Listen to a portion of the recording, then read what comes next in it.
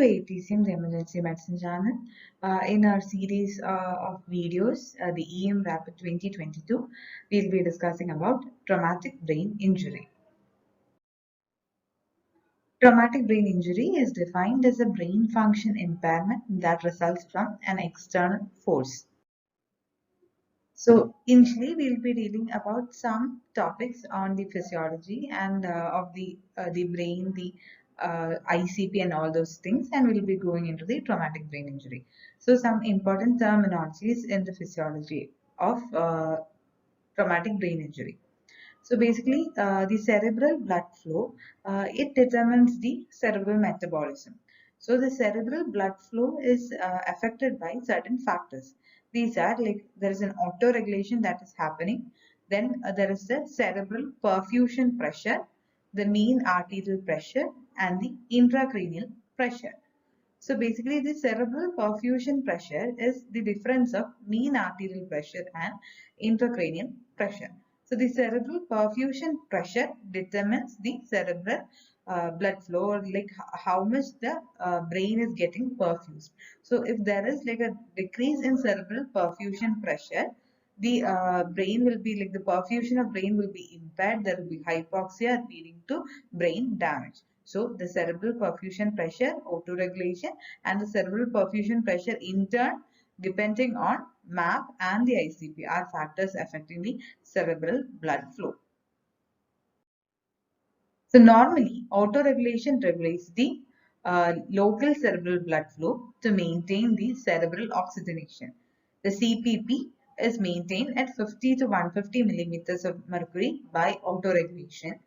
And in brain trauma, this autoregulation is impaired, and so as a result, even a small drop in blood pressure will decrease the brain perfusion and the cerebral perfusion pressure. So the next thing is the ICP, or the intracranial pressure. Basically, the mechanics of ICP, or like the physiology of ICP is like it is based on a doctrine known as the Monroe-Kelly doctrine. So based on this, the our skull is acting as a rigid container, and within that the volume will be a constant. So initial phase of like a hematoma or any other brain injury with a causing edema and all, we can take it as a hematoma. So initial phase, the ICP won't increase because the increase in volume of this hematoma will be managed by or accommodated by pushing out the CSF or the blood within the brain space. But once the hematoma is expanded to such a situation that no longer it can be accommodated, or it can be like maintained, the ICP, volume can be maintained, the ICP starts to increase, and it is in such a situation that the brain will try to push it downwards and will cause herniation. So basically, ICP is the pressure buildup within the intracranial, and increase in an ICP causes decrease in CPP, as like CPP is equal to MAP minus ICP. An increase in intracranial pressure will cause a decrease in cerebral perfusion pressure, worsening the ischemia and worsening the brain damage. And normal ICP is approximately 10 millimeters of mercury, and in any condition an ICP buildup of more than 22 millimeters of mercury is associated with a poor outcome. Then coming to the terminology of primary brain injury. So the primary brain injury, like it can be because of like a brain contusions, hematomas, then diffuse axonal injury, any direct cellular damage, loss of the blood-brain barrier, disruption of the neurochemical hemostasis, and loss of electrochemical function. Then comes the secondary brain injury. The secondary brain injury occurs due to chemicals and neurotoxins released as a result of the brain damage. And secondary insults are conditions like a hypoxia, hyponatremia, hypotension, hyperglycemia, etc. that accelerates the secondary neurotoxic effect. So in any brain injury patient, we have to avoid these secondary insults which will worsen the outcome. Then coming to the next terminology of the brain herniation. So basically, brain herniation is closely associated with the raised ICP. So when there is a raised ICP, there are like the brain tends to herniate, or the tends to push out through certain mechanisms, and this is the brain herniation. So basically, four commonly seen types of brain herniation are uncal transtentorial herniation, central transtentorial herniation, cerebellotonsillar herniation, and the upward posterior herniation. So these are the diagrammatic representation of the brain herniation. So we can see the uncal transtentorial herniation. This is the uncal herniation. So basically, the uncus of the lateral horn of the cerebral cortex, it herniates downwards. So this is the uncal herniation. Then there is a central transtentorial herniation. So basically, the any raised ICP due to any hematoma and all, it will push down the brain. So it can happen like a central transtentorial herniation. Then there is the tonsillar herniation. That is, the tonsillar part of cerebellum will try to push down through the foramen magnum. And there is the upward posterior herniation. So these are the commonly seen types of herniation. So uncal transtentorial herniation, the uncus of the temporal lobe is displaced inferiorly through the medial edge of the tentorium. And the clinical findings are ipsilateral fixed and dilated pupil and contralateral motor paralysis. Basically, it is due to affecting the oculomotor nerve, that's an ipsilateral fixed and dilated pupil, and due to affecting the pyramidal tract, there will be a contralateral motor paralysis. Then the central transtentorial herniation. Central transtentorial herniation, the patient will be presenting with bilateral pinpoint pupil, bilateral Babinski sign, and increased muscle tone. Then the cerebellotonsillar herniation. The cerebellar tonsils herniate through the foramen magnum. Again, the patient's presenting will be pinpoint pupil, flaccid paralysis, and sudden death. Then there is the upward transtentorial herniation. Basically, it arises due to any posterior fossa lesion, and patients presenting signs will be conjugate downward gaze with the absence of vertical eye movement. So there will be a conjugate downward gaze with absence of vertical eye movement, and there will be pinpoint pupil.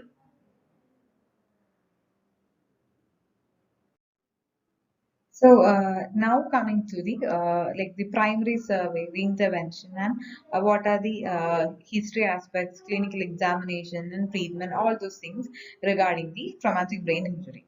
So like any trauma case, the traumatic brain injury also, our approach will be the airway breathing circulation, the ABCD approach, and in that along with the airway, we have to stabilize the C-spine. Since C-spine injury is very commonly associated with traumatic brain injury, we have to go for a airway C-spine stabilization. Then the breathing, circulation, disability, and all those things have to be managed accordingly. And there are certain targets that we need to maintain while treating the traumatic brain injury that we have to keep in mind.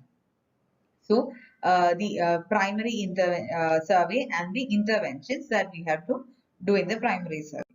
So initially the airway. The airway, there can be transient respiratory arrest and hypoxia leading to secondary brain injury in a traumatic brain injury. And basically hypoxia itself is a secondary insult. So we'll have to prevent that.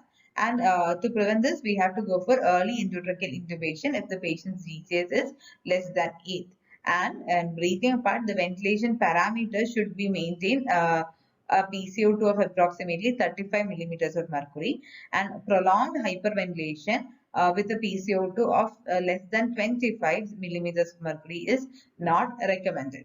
The oxygen saturation maintained should be more than 90% with a PaO2 of more than 60 and a PCO2 of 35 to 45 should be maintained. So basically, coming to the airway and breathing assessment and management in a traumatic brain injury. So airway is airway with the C-spine stabilization. C-spine stabilization is very important in traumatic brain injury because of the commonly associated C-spine trauma association with the traumatic brain injury. So in airway, if the patient's airway is not patent, if the patient has a low GCS, we have to go for a early endotracheal intubation because hypoxia that is resulting as a result of airway compromise will act as a secondary insult to the brain injury. And also any stressor like a hypoxia or the airway compromise, difficulty in breathing, all these things will cause a raised ICP, worsening the outcome. So, if the patient has a low GCS or the patient's airway is compromised, go for a endotracheal intubation. Even if we are suspecting a traumatic brain injury, and the targets that we have to maintain during the ventilation or in like a normal patient also are a saturation of more than 90%, then PO2 of more than 60 millimeters of mercury, and PCO2 should be maintained 35 to 45.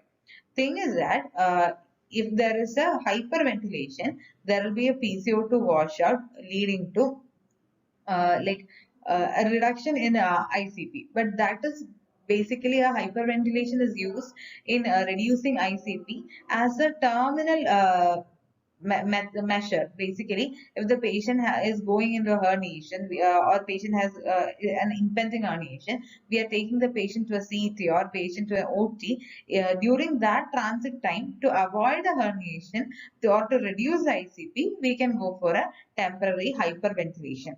But persistent or prolonged hyperventilation, maintaining a PCO2 of less than 25 millimeters of mercury is not advised because it will further worsen the ischemia due to hypocarbia related vasoconstriction. Okay, so these are the things in the airway and breathing of traumatic brain injury. Then coming to the circulation. The circulation part, traumatic hypotension leads to ischemia within the flow limited areas of the injured brain, and ischemia, it will amplify the neurotoxic cascade and increase the cerebral edema. So we have to prevent hypotension. Hypotension again is a secondary insult. So hypotension should be prevented. Hypotension or a hemorrhagic shock should be like a managed like any other case of a trauma. So we have to go for an initial fluid resuscitation, and we have to target a systolic BP of more than 100 in patients 50 to 69 years of age and more than 110 in patients of 15 to 49 years and more than 70 years of age. So basically our target systolic blood pressure is more than 100 in 50 to 69 years and more than 110 in 15 to 49 and more than 70 years of age. And if we are going for a permissive hypotension, it may have a worsening outcome in patients with brain injury. So the target map that we have to maintain in a patient with a traumatic brain injury, like though the patient will be having other hemorrhagic causes of like trauma related hemorrhage, the permissive hypotension should be avoided, or the target map should be kept with higher. These are the regarding the airway, breathing and circulation. And in the disability part, again we have to check for like the any obvious focal deficits or the GRBS. All those things have to be taken care of, and we have to also prevent hypothermia. So coming to the adjuncts to the primary survey, we'll have to go for like if we are suspecting a traumatic brain injury, we have to go for a CT imaging. So the CT imaging, when to take a CT is important. So it is based on certain CT decision rules. So it can be a New Orleans criteria or in a Canadian CT head rule. These are the commonly used criteria or the CT decision criteria.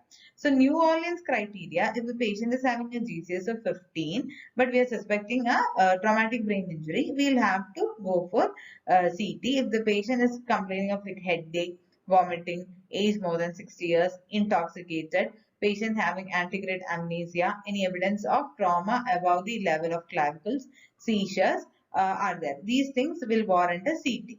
And according to Canadian CT head rule, that is like if the patient's GCS is around 13 to 15, like that case we will be using a Canadian CT head rule. And if the patient is persistently having a GCS less than 15 even after 2 hours, patient has a suspected open or depressed skull fracture, age more than or equal to 65, more than one episode of vomiting, retrograde amnesia for more than 30 minutes, dangerous mechanism of fall, that is fall more than 3 feet or stuck as a pedestrian or fall more than 5 stairs.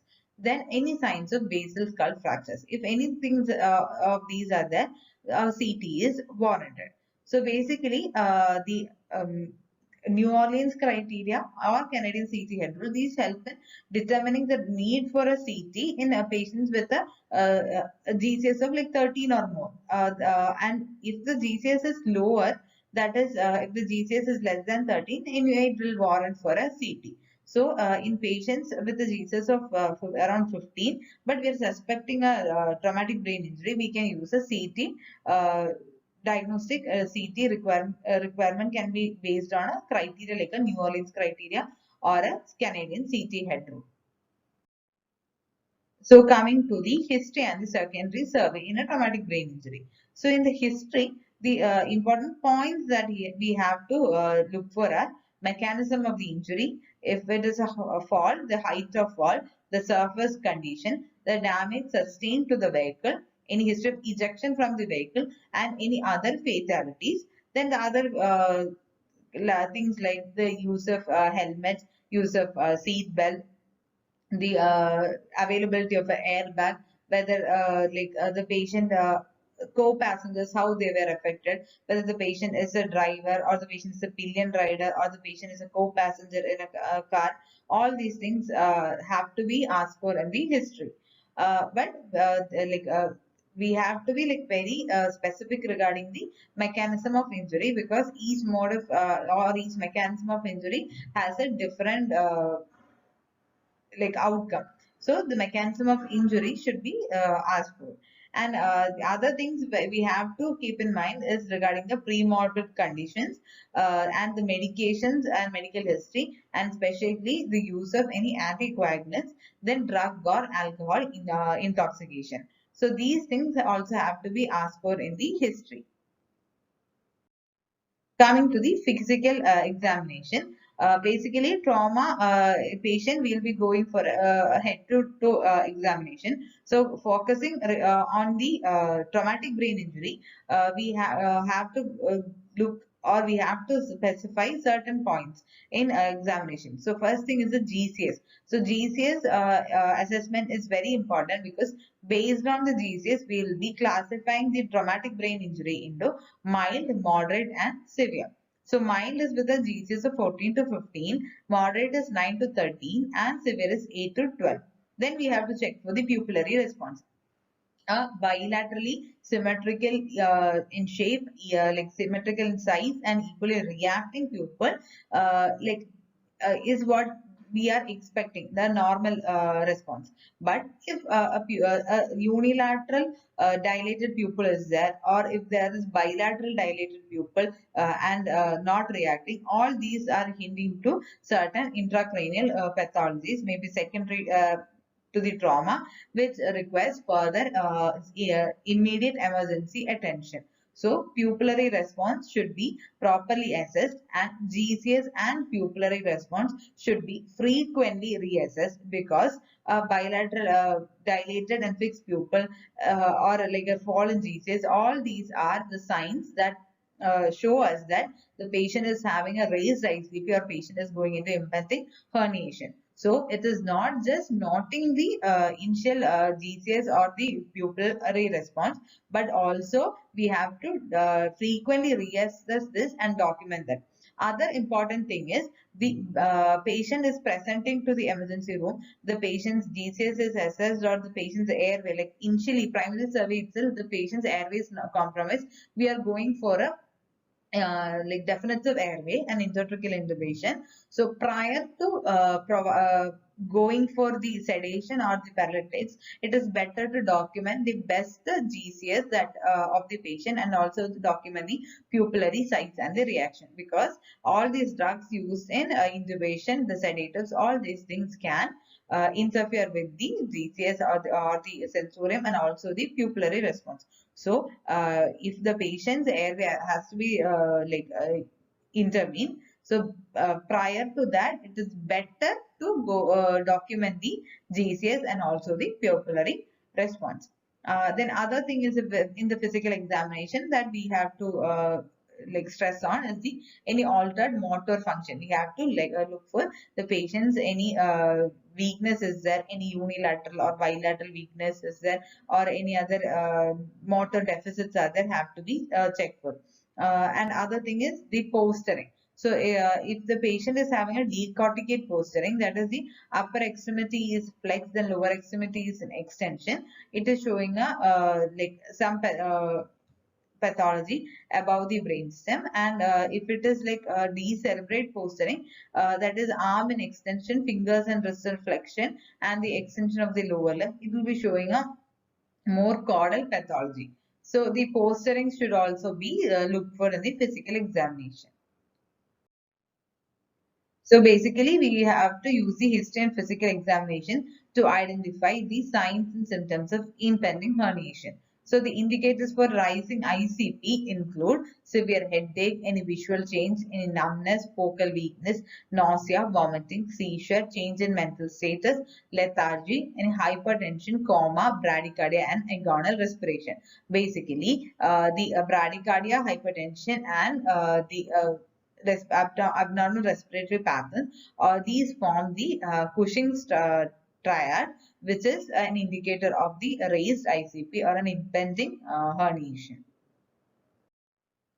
So signs of the impending herniation. It is unilateral or bilateral pupillary dilatation, hemiparesis, motor posturing, and progressive neurological deterioration. So as I already told, the primary survey and the disability part, GCS, everything should be assessed, and it should be frequently reassessed, so that if there is any drop in the GCS, or if the patient is having any neurological deterioration, if the patient is developing a unilateral or bilateral pupillary dilatation, we can pick up a raised ICP and also an impending herniation earlier and can go for an emergency intervention. So other things that we have to specifically look for in the physical examination are some signs that points towards the base of skull fracture. So basically these include the battle sign, that is ecchymosis over the mastoid area. Then the raccoon eyes, that is the periorbital ecchymosis. Then the CSF otorrhea and CSF rhinorrhea. Then the hemotympanum and vertigo and any seventh cranial nerve palsy. So if any of these findings are there in a suspected traumatic brain injury patient, we have to suspect a base of skull fracture. So coming to the management. Here again, the airway breathing circulation should be taken care of, should be assessed. We have, if something abnormal is there, we have to intervene then and there itself, reassess it. If it is getting corrected, we can proceed with further evaluation and management. And the other injuries, if there's associated chest trauma or abdominal trauma or any other musculoskeletal injuries, all this can be managed as the routine ATLS protocol. So we'll be further dealing into the targeted management of the traumatic brain injury. So basically, the primary goals of treatment is to maintain the cerebral perfusion and oxygenation. We have to optimize the intravascular volume and the ventilation, and we have to prevent secondary injury. So for that, we have to correct the hypoxia, hypercapnia, hyperglycemia, hyperthermia, anemia, and hypoperfusion.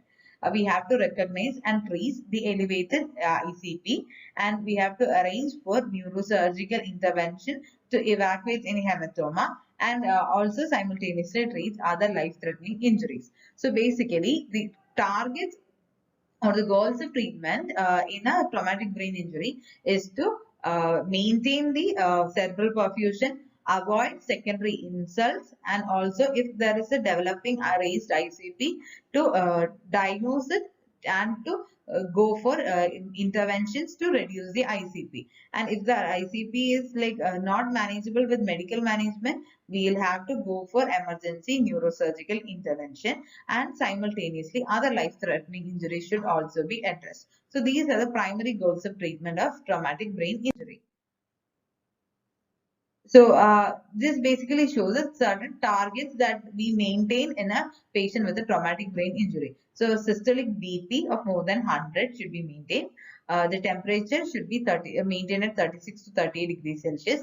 Glucose of 80 to 180 milligram per deciliter, that is neither hypoglycemia nor hyperglycemia should be there. The hemoglobin of more than 7 gram per deciliter, INR of less than or equal to 1.4, a sodium of 135 to 145, a PaO2 of more than 100, PaCO2 of 35 to 45, pH of 7.35 to 7.45, and a platelet of more than 75,000. And the monitoring parameters that we like monitor in a patient with traumatic brain injury are the cerebral perfusion pressure, intracranial pressure, the PbCO2, and the pulse oximetry. So the CPP target should be more than 60 millimeters of mercury. ICP should be 5 to 15 millimeters of mercury, and a saturation of more than 95 or more than 90 as per some textbooks. So that should be monitored and maintained. The other thing we have to take care regarding the management of patients are like the patient positioning. So the head end of the patient's bed should be like elevated to around 30 degrees to improve the cerebral blood flow and hence decreasing the ICP. And the thing is glucose control, because hyperglycemia in the setting of neurological injury is associated with worse outcome. So hyperglycemia and also hypoglycemia should be managed.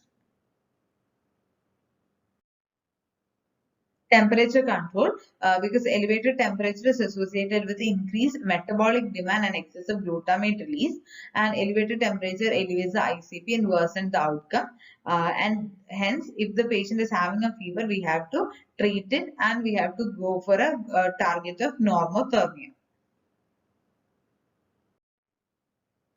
Then coming to seizure treatment and prophylaxis. So seizures after head injury, it will change the neurological examination, and also it will cause certain worse outcomes because it will alter the oxygen delivery, cerebral blood flow, and there is a chance of raised ICP following seizures. So prolonged seizure can worsen the secondary injury. So we have to treat acute seizures with benzodiazepine, triamcinolone, or a lorazepam, and the prophylactic seizure medication like a phenytoin or fosfentin or levetiracetam. It is basically warranted if the patient's GCS is less than or equal to 10, or if the patient has an abnormal CT scan, or if the patient has an acute seizure after the injury. If these things are there, we can go for a prophylactic phenytoin or fosfenitoin.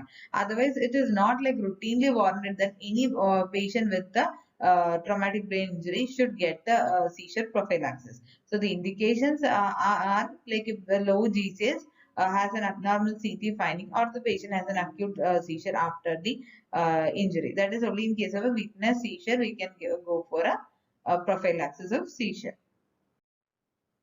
Then coming to certain medical managing techniques of reducing the raised intracranial pressure. So these are basically the infusions of mannitol and hypertonic saline.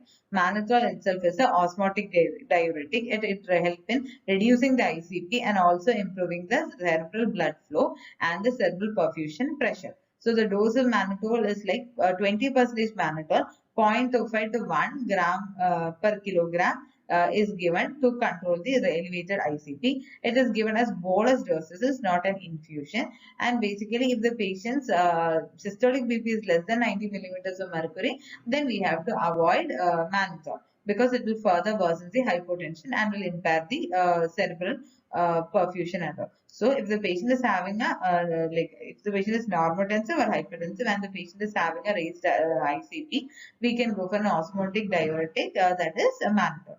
Other thing is the hypertonic saline. So basically 3% to 23.4% hypertonic saline are available, and this will help in reducing the cerebral edema and also in reducing the ICP. So the dose of 3%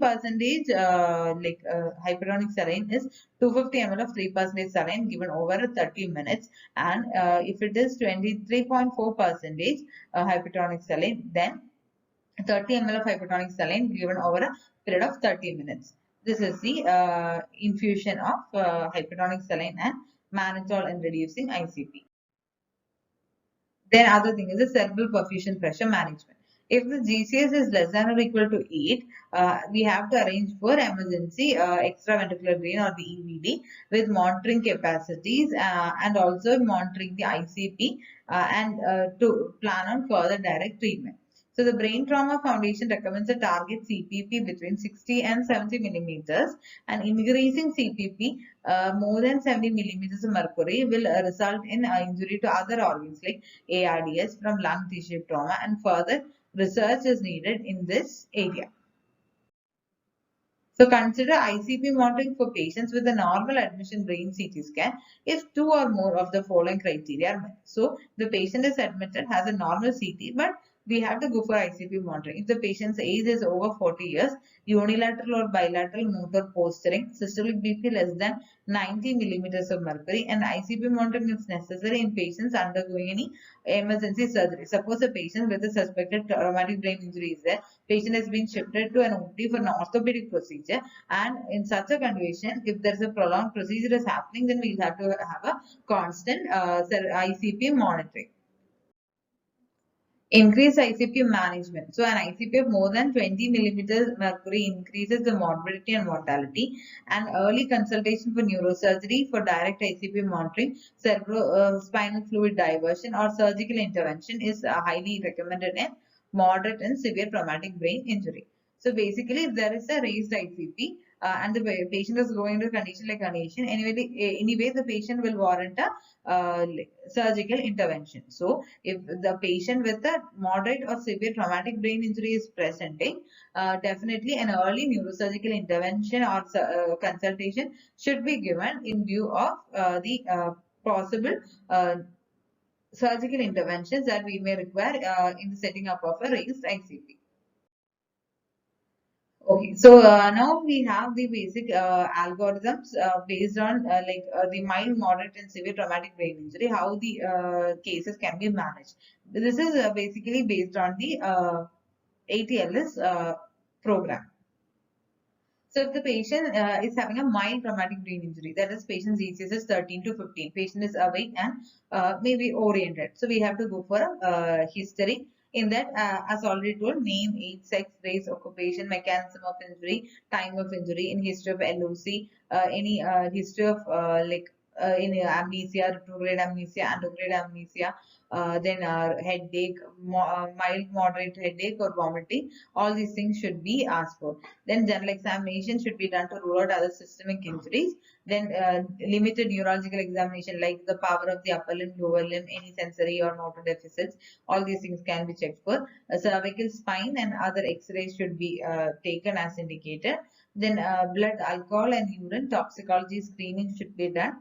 And CT scanning of the head is indicated as per the New Orleans criteria or the Canadian CT head rule.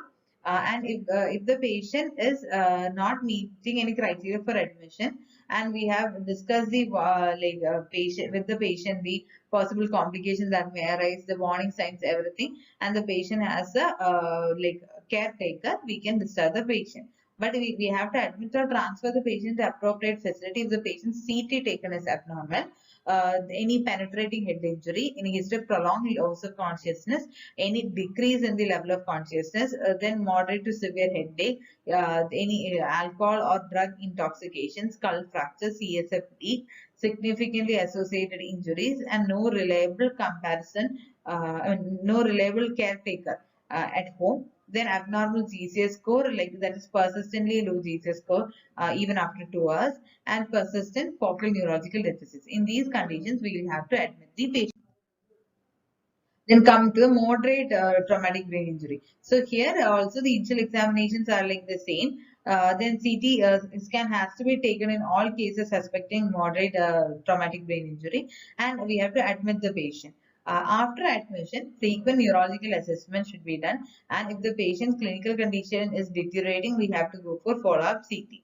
If the patient is improving, the patient can be discharged when appropriate and follow up in the clinic. If the patient is deteriorating, then like we have to repeat the CT and manage the patient as per the CT report. Then coming to the severe traumatic brain injury, here the patient's GCS is like around 3 to 8. Then the patient basic assessment is like the ABCD: primary survey, resuscitation; secondary survey, ample history. Then patient has to be admitted under neurosurgical care. Then other therapeutic agents of use is mannitol, then hypertonic saline, and we have to avoid hyperventilation in the initial first 24 hours unless there are signs of any herniation. Then we have to go for frequent neurological re-evaluations. Then GCS should be monitored, pupillary light response should be monitored, and focal neurological examination. These should be repeated. And based on the CT scan, the patient should be continued on management. So again, this is the management of traumatic brain injury in a nutshell. The initial management in mild traumatic brain injury, after the ample history, and basically we have to rule out any history of any anticoagulants and all. And if the patient is not meeting any admission criteria, patient can be discharged after properly explaining the warning signs, and also making sure that the patient has a responsible caretaker who is capable of identifying the warning signs. Then, like if the patient is to be admitted when there is no CT available or CT is abnormal, if there is any focal neurological deficit, and the patient's GCS does not return back to 15 even after 2 hours. In such condition, patient can be admitted. Then moderate traumatic brain injury. Basically, patient has to be admitted and evaluated in a setup with a neurosurgeon, and the CT should be taken in all cases, and other injuries anything should be properly evaluated. That is also the case with traumatic brain injury, severe also. And regarding the secondary management, basically in mild traumatic brain injury, the important thing is the frequent re-evaluations and interventions if required. And repeat CT is taken if the patient's clinical status deteriorates. Then in a moderate traumatic brain injury, again serial examination and warranted, and repeat CT can be done after a time period of 12 to 18 hours. And coming to severe traumatic brain injury, frequent neurological examinations and GCS monitoring has to be done. And also, as already explained, certain targets have to be maintained. That should be made sure. And the mild traumatic brain injury, as already told, a patient can be discharged if patient is not having any other signs like abnormal CT, not improve, like the GCS not coming back to 15, or the patient has no responsible bystander. In such cases, patient can be admitted, otherwise patient can be discharged. So these are basically some of the checklists for ED treatment of brain injury. As I already told, C-spine should be managed. Airway should be maintained. If GCS is less than 8, it should be intubated. Oxygenation, ventilation, saturation of more than 90, PCO2 of 35 to 45. Don't go for prophylactic hyperventilation. BP, systolic BP more than 90, MAP of 80. If required, go for NS of blood products, or like other like NS or blood product transfusion if required. Then no permissive hypotension. Pressors may be used if fluids are not sufficient. Examination and GCS before paralytics if possible, and life-threatening injury should be addressed first. Serial GCS monitoring is important. And coming to the CT examination, CT brain and C-spine, it is like warranted if we are suspecting a raised ICP or a traumatic brain injury. Then repeat examinations should be frequently done. Then glucose should be checked for, temperature should be maintained. Seizure prophylaxis we have already discussed. Then identify and treat elevated ICP herniation, and neurosurgery referral and transfer to their site if warranted. So these are the basic ED checklist. These things we have to do it in the ED. So basically coming to the comparison of the intracranial injuries, we have like certain like typical patterns of intracranial injuries. These include the epidural hemorrhage, the subdural hemorrhage, the subarachnoid hemorrhage, the contusions or intracerebral hematoma. So all these has like certain risk factors, certain anatomical locations, certain typical CT findings, then common causes and classical symptoms. So epidural hematoma or epidural hemorrhage is commonly seen in young patients, rare in the elderly, and potential space is between the skull and the dura mater. That is the epidural space, that is between skull and dura mater. And the CT findings, it is a biconvex football-shaped hematoma. Then common cause is skull fracture with an injury to the middle meningeal artery. So the clinical classical symptom is a lucid interval. Then comes the subdural hemorrhage. It is more common in elderly or adults with the alcohol intake. Space between the dura mater and arachnoid mater is affected. There will be a crescent or sickle-shaped hematoma, and common cause is the acceleration deceleration injury with tearing of the bridging veins. So in acute, there will be rapid LOC. Lucid period can be there, and chronic, there will be altered mental status and behavior with gradual decrease in consciousness. Subarachnoid hemorrhage can happen in any age group with a blunt head trauma. So the anatomical location is subarachnoid space. The blood in the basilar cistern and the hemispheric sulci and fissures. That is the CT finding. There will be blood in the basilar cistern and hemispheric sulci and fissures. Acceleration, deceleration with injury to subarachnoid vessels are the common cause. And the classic symptoms are headache, vomiting, all those things.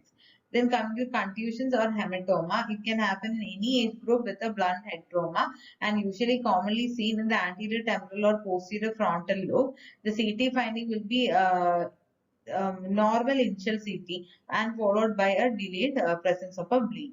Common causes severe or penetrating trauma, and classic symptoms may be like from a normal GCS to LOC. So these are the basic CT findings that I have already explained. So this is the epidural hematoma, it is biconvex. This is the subdural hemorrhage, it is like sickle shaped or crescent shaped. Then it's a subarachnoid hemorrhage. Basically, white blood can be seen within the sulci and gyri. Then there's a contusion or hematoma. Then there's diffuse axonal injury and diffuse swelling. So these are commonly seen in the different types of traumatic brain injury.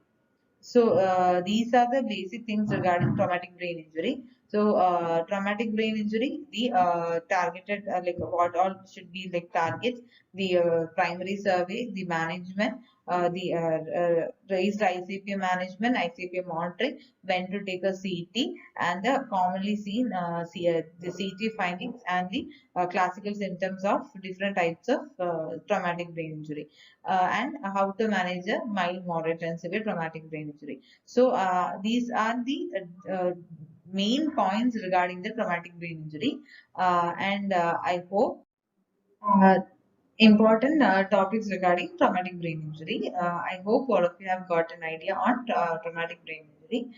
Thank you.